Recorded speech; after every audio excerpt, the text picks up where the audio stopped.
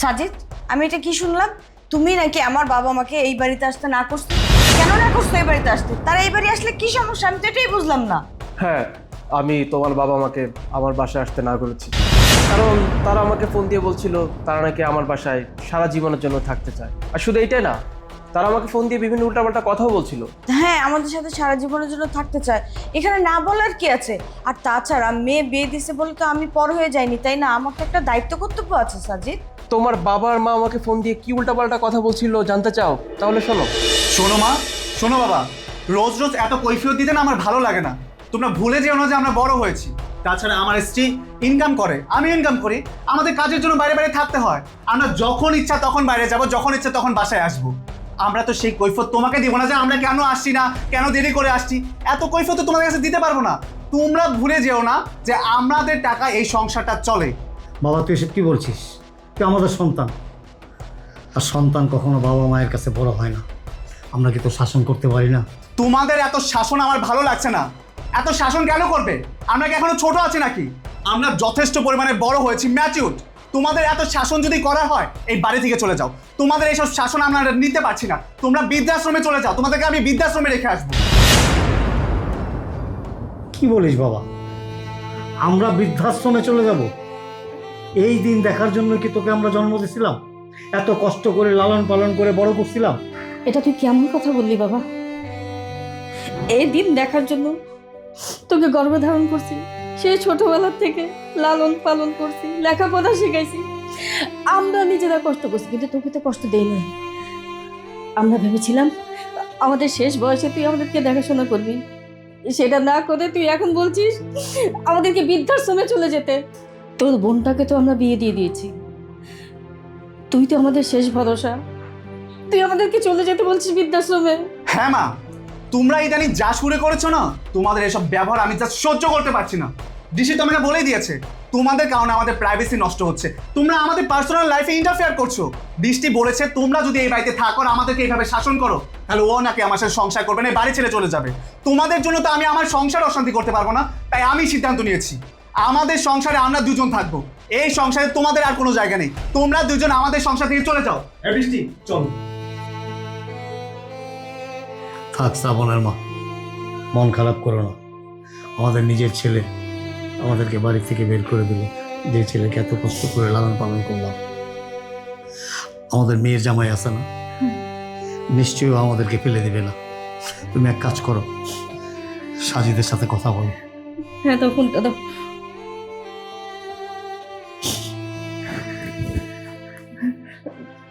Hello জামাই বাবাজি। এবার তুমিই বলো, তোমার ছোট ভাইয়ের বউ যখন তোমার বাবা মায়ের দায়িত্ব নিতে চান না, সেক্ষেত্রে আমি তো পরের সন্তান, আমি কেন তোমার বাবা মায়ের দায়িত্ব নিব বলো? এখন তুমি তো তাদের মেয়ে, তারা তো বেশ ভালো মতোই জানে তাদের জামাই তো এখনো বেঁচে আছে। তারা তো খুব কনফিডেন্সের সঙ্গে আমাকে বললো যে আমি নাকি তাদেরকে এই বাসায় আসার পারমিশন দিব। কিন্তু আমার কথা, আমার বাসা তো কোনো ধর্মশালা না যে তোমার বাবা মা আমার বাসায় আসবে যতদিন ইচ্ছা থাকবে আর আমিও তাদেরকে অ্যালাউ করব। এটা তো আমি কখনোই অ্যালাউ করব না। এই কারণে আমি তাদেরকে আসতে না করেছি। সাজিদ, আমি বুঝলাম না তুমি এইভাবে কথা বলছো কেন? তারা না হয় একটা কথা বলে বসেছে, এখন ওইটা নিয়ে বসে থাকলে কি হবে? আর তাছাড়া তুমি জানো আমার ছোট ভাই শ্রাবণ আর ওর বউ তেমন একটা সুবিধার না।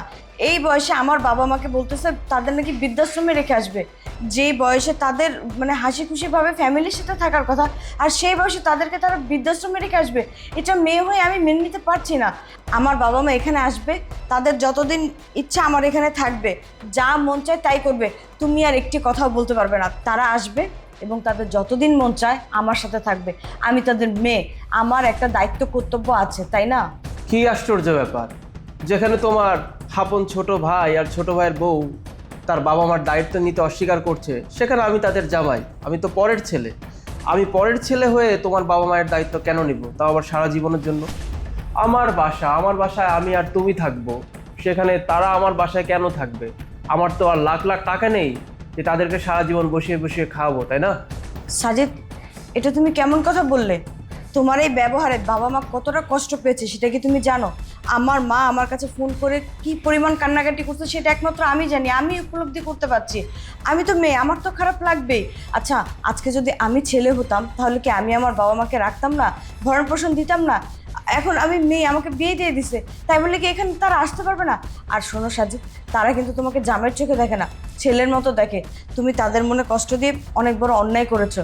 তারা এই বাড়িতে আসবে, এটাই হচ্ছে আমার ফাইনাল ডিসিশন। আচ্ছা দোলা, তোমাকে কিন্তু আমি একবার বলেছি এটা আমার বাসা, এটা কোনো ধর্মশালা না। আর তাছাড়া তোমার বাবা মা যদি 2-4 দিনের জন্য বেড়াতে আসতেন আমি সেটা মেনে নিতাম, কিন্তু তারা তো সেটা করতে চাইছেন না। তারা যখন দেখলো তাদের সন্তান তাদেরকে বাড়িতে জায়গা দিচ্ছে না, তখনই তারা এটা ডিসাইড করে ফেললেন তাদের জামাই তো এখনো বেঁচে আছে, জামাইয়ের টাকা পয়সার তো অভাব নেই, জামাইয়ের সুন্দর একটা ফ্ল্যাট আছে, ফ্ল্যাটে একটা রুমও খালি আছে, তাহলে আমরা যতদিন বাঁচবো ওই রুমে গিয়েই থাকি, মেয়ের সঙ্গে সময় কাটাই। আমি তো সেটা হতে দিতে পারি না, রাইট? আচ্ছা সাজিদ, তোমার ফাইনাল কথা এটা হলে তো হবে না। আর তাছাড়া তোমার তো টাকা পয়সা কম নেই, আমার বাবা মা খেলেও তো আর ফুরিয়ে যাবে না। তারা মুরব্বী মানুষ, তাদের দোয়ায় তুমি আরো কোটি কোটি টাকা ইনকাম করতে পারবে। বাবা মার দোয়া যে কতটা কাজে লাগে সন্তানের, সেটা কি তুমি বুঝো না, জানো না?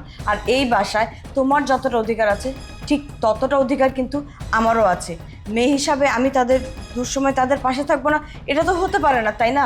তুমি না করলেই কিন্তু আমি তোমার না মেনে চলতে পারবো না, আমারও একটা সিদ্ধান্তর ব্যাপার আছে। আর হাজার হোক আমি তাদের সন্তান, সন্তান হিসাবে আমারও তো একটা দায়িত্ব আছে, তাই না? ও আচ্ছা, তুমি বলতে চাচ্ছ যে তোমার বাবা মার ওপর তোমার একটা দায়িত্ব আছে, তোমার একটা কর্তব্য আছে, আর আমিও তো আমার মায়ের সন্তান, তাহলে কি আমার মায়ের উপর আমার কোনো দায়িত্ব কর্তব্য এগুলো কোনো কিছুই নেই?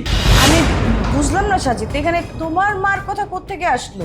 আমার মায়ের সঙ্গে তোমার বাবা মাকে আমি তুলনা করছি। কেন করছি জানো?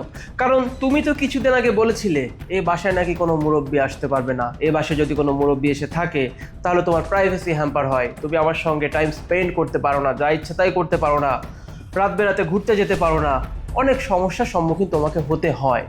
তো আমি তো তোমার কথা রাখার জন্যই তোমার বাবা মাকে এই বাড়িতে আসতে না করেছি, কারণ তোমার বাবা মাও তো মুরব্বী মানুষ, রাইট? অতএব সেক্ষেত্রে তারা যদি এই বাড়িতে থাকে তখন তোমার প্রাইভেসি হ্যাম্পার হবে না? হ্যাঁ, আমি বলেছিলাম যে এই বাসায় কোনো মুরব্বি থাকতে পারবে না, আমার প্রাইভেসি বলে একটা কথা আছে, আমার প্রাইভেসিতে হ্যাম্পার হয়। এই জন্য আমি বলেছি যে তোমার মা এই বাড়িতে থাকতে পারবে না। তাই বলে তো আমার বাবা মা এই বাড়িতে আসতে পারবে না, থাকতে পারবে না, এটা কোনো কথার মধ্যে পড়ে না সাজিদ। আমার বাবা মা এই বাসায় আসবে, তারা যতদিন বাঁচবে এই বাড়িতে থাকবে, খাবে, যা ইচ্ছে তাই করবে। ও আচ্ছা, মানে নিজের বেলা 16 আনা আর পরের বেলা 4 আনা, ব্যাপারটা অনেকটা তেমন হয়ে গেল। তোমার বাবা মায়ের প্রতি তোমার একটা দায়িত্ব আছে, কর্তব্য আছে, তোমার বাবা মা এই বাড়িতে এসে থাকতে পারে, অথচ আমার মা কি আমাকে মানুষ করেনি? আমার মা কি আমাকে পৃথিবীতে জন্ম দেয়নি? হ্যাঁ, একদিন তো আমার মা এই বাড়িতে বেড়াতে আসতে চেয়েছিলেন, সেদিন তুমি কি বলেছিলে? সেদিন তুমি বলেছিলে আমার মা যেন ভুল করে ওই বাড়িতে না আসে। কেন না আসে? কারণ আমার মা নাকি ম্যানার্স বোঝে না, আমার মা নাকি গ্রামের খ্যাত, এসব কথা বলে তুমি আমার মাকে এই বাড়িতে আসতে দাওনি। কিন্তু তোমার তো কপাল ভালো, তোমার তো সৌভাগ্য যে তোমার বাবা মা দুজনই এখনো পৃথিবীতে বেঁচে আছে। একটা বার আমার কথা চিন্তা করো তো, আমার তো বাবা নেই। বাবা হয় সবসময় সন্তানদের মাথার উপর ছায়া, বাবা হয় একজন সন্তানের বটগাছ সমতুল্য, সে বাবাই তো আমার জীবনে নেই। আমার বাবা তো ছোট থাকতে মারা গেছেন, আর তারপর থেকে দেখে এসেছি মা একটা এনজিওতে চাকরি করতেন। আমার সুখের কথা চিন্তা করে আমার মা কখনো দ্বিতীয় বিয়ে করেননি, শুধুমাত্র আমার কল্যাণের জন্য, শুধুমাত্র আমার ভালোর জন্য। আর তুমি বোধহয় ভুলে গেছো, আমার মা কিন্তু আমাকে কষ্ট করে লালন পালন করেছেন, প্রাইভেট ভার্সিটিতে পড়াশোনা করিয়েছেন। আমি যখন ঢাকায় আসি, ঢাকায় থাকা খাওয়ার খরচ পর্যন্ত আমার মায়ে দিয়েছেন। তাহলে যেই মা আমার জন্য এতটা স্যাক্রিফাইস করলো, আজকে আমি সেই সন্তান যখন প্রতিষ্ঠিত হলাম, ঢাকা শহরে নিজের টাকা একটা ফ্ল্যাট কিনলাম, অথচ আমারই ফ্ল্যাটে আমার মা আসতে পারবে না। কেন আসতে পারবে না? কারণ আমার বউ আমার মাকে পছন্দ করে না। আচ্ছা একটাবার চিন্তা করো তো, আমার মা যখন এই কথাগুলো জানতে পারলো, আমার মার কেমন লেগেছিল? আমার মারও তো কষ্টে বুকটা ফেটে গিয়েছিল, তাই না? যে একটা সন্তানকে সে লালন পালন করে বড় করলো, অথচ সেই সন্তান বিয়ে করার পর সেই সন্তানের বাড়িতে তার জায়গা হচ্ছে না। এর থেকে বড় কষ্টের আর কি হতে পারে? আর আজকে আমি যখন তোমার বাবা মাকে বললাম এই বাড়িতে তার আসতে পারবে না, অমনি তোমার বেশ কষ্ট লাগছে। তুমি এখন তোমার বাবা মার জন্য আমার সঙ্গে তর্ক করছো, রাইট? সাজিদ, তুমি না সহজ সরল কথাগুলো না সহজে বুঝো না, এটাই হচ্ছে আমার ব্যর্থতা যে আমি তোমাকে বুঝাতে পারি না। তোমার মা হচ্ছে গ্রামে থাকে, শহরের ম্যানার বুঝে না। আর আমার না গ্রামের মানুষ একদম ভালো লাগে না, যারা ম্যানার বুঝে না তাদের আমি একটুও টলারেট করতে পারি না। আর আমার বাবা মা শহরে থাকে, তারা ম্যানার বুঝে। আমার বাবা মা এখানেই থাকবে, এটাই হচ্ছে আমার শেষ কথা। এত কথা বাড়িও না তো, তোমার মায়ের সাথে তুমি আমার মাকে তুলনা করো না প্লিজ। শোনো, বাবা মা সবসময় বাবা মাই হয়। বাবা মা শহরে থাকে কিংবা গ্রামে থাকে, এটা সব থেকে মূর্খের মতো পরিচয় দিলে তুমি এই কথাটা বলে। আর প্রথম কথা, একজন বাবা অথবা একজন মা সন্তানকে সন্তানের মতো করে লালন পালন করে বড় করে, তাই না? বাবা অথবা মার গায়ে কিন্তু লেখা থাকে না যে আমার বাবা গ্রামের কিংবা তোমার বাবা শহরের, এটা কিন্তু লেখা থাকে না। এই সংসারটা কার টাকায় চলে? আমার টাকায়। অতএব আমি যেটা বলবো সেটাই হবে। যেই বাড়িতে তুমি আমার মাকে অ্যালাউ করনি, সেই বাড়িতে তোমার বাবার মাকে আমি কখনোই অ্যালাউ করবো না। এটা হতেই পারে না। এবং এরপরও যদি তুমি আমার সঙ্গে তর্ক করো, তাহলে একটা কাজ করো, তোমার যখন তোমার বাবা মাকে তোমার সঙ্গে রাখার এতই শখ, তুমি বাড়ি থেকে চলে যাও। এই বাড়িতে তোমাকে থাকতে হবে না। না এই বাড়িতে তোমার বাবা মা থাকতে পারবে, না এই বাড়িতে তুমি থাকতে পারবে। দরকার নেই, চলে যাও।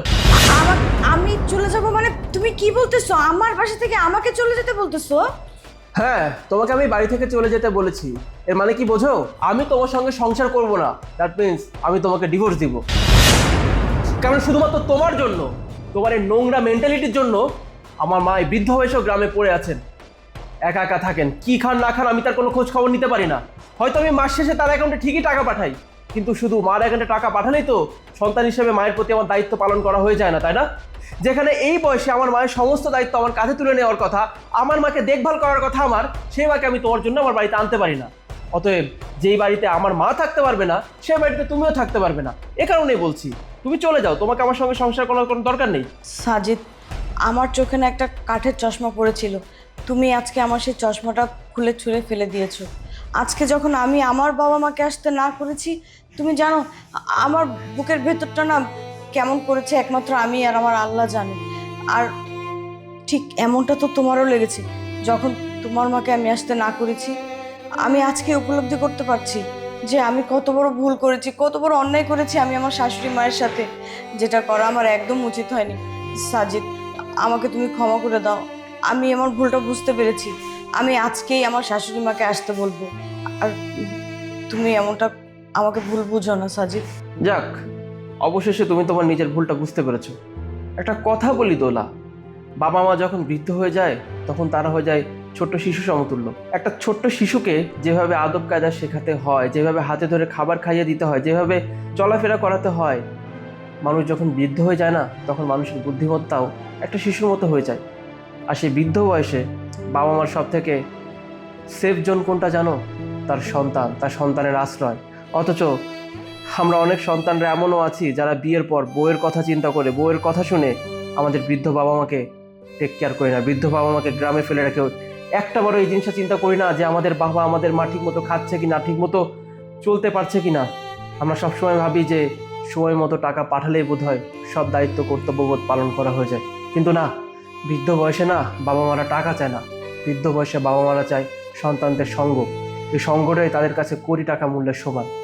আজকে আমি যখন তোমাকে বললাম তোমার বাবা মা আমার বাসায় আসতে পারবে না, সত্যি খুব কষ্ট লেগেছে তোমার। আমি বুঝতে পারছি তোমার অনুভূতিটা, কারণ এই একই অনুভূতি আমার মধ্যে জাগ্রত হয়েছিল সেদিন শুধুমাত্র তোমার কথায়। তুমি তো বলেছিলে সেদিন আমার মা এই বাড়িতে আসতে পারবে না। সেদিন আমারও ঠিক এতটাই খারাপ লেগেছিল যতটা খারাপ আজকে তোমার লাগছে। আর বাকি রইলো তোমার ছোট ভাইয়ের কথা। তোমার ছোট ভাই হয়তো অমানুষ হতে পারে, কিন্তু আমি তো তোমার ছোট ভাই অথবা তোমার ছোট ভাইয়ের বউয়ের মতো অমানুষ না। তোমার ছোট ভাইয়ের বউ যেহেতু বলেই দিয়েছে তাদেরকে বৃদ্ধাশ্রমে রেখে আসবে, অতএব তাদেরকে ওই বাড়িতে থাকার কোনো দরকার নেই। তাদের জামাই এখনো পৃথিবীতে বেঁচে আছেন। তারা ঠিক ছিলেন, তারা ঠিক জায়গায় ফোন দিয়েছিলেন, আমাকে ফোন দিয়েছিলেন, কারণ তারা জানতেন আমাকে ফোন দিলে আমি তাদেরকে আসতে না বলবো না। কিন্তু আমি না বলেছিলাম শুধুমাত্র তোমাকে শিক্ষাটা দেওয়ার জন্য। না হলে আমি কখনোই তোমাকে এই উপলব্ধি বোধটা দিতে পারতাম না যেমন উপলব্ধি তুমি এখন করছো। এনিওয়ে, আমি খুব খুশি হব যদি তুমি আমার মার কাছে ফোন দিয়ে ক্ষমা চাও এবং গ্রামে গিয়ে আমার মাকে বাড়িতে নিয়ে আসো। সেই সাথে আমি তোমাকে কথা দিচ্ছি, তোমার বাবা মা যতদিন বাঁচবেন আমার বাড়িতে থাকবেন। এই বাড়িতে তোমার বাবা মা থাকবেন, এই বাড়িতে আমার মা থাকবেন, এই বাড়িতে আমরা থাকবো। হ্যাপি ফ্যামিলি হয়ে সবাই যতদিন বাঁচবো একসঙ্গে থাকবো, কাঁধে কাঁধ মিলিয়ে চলবো। আমি এটা চাই। হ্যাঁ সাজিদ, তুমি যা বলবে এখন থেকে আমি তাই শুনবো। আমি আজকেই গ্রামে গিয়ে আমার শাশুড়ি মাকে নিয়ে আসবো। আর আমি আরও খুশি হব যদি তুমি তোমার শাশুড়ি শ্বশুরকে এ বাড়িতে নিয়ে আসো। আমরা যে কদিন বাঁচবো সবাই একসাথে হাসি খুশিভাবে এ বাড়িতেই থাকবো। ঠিক আছে।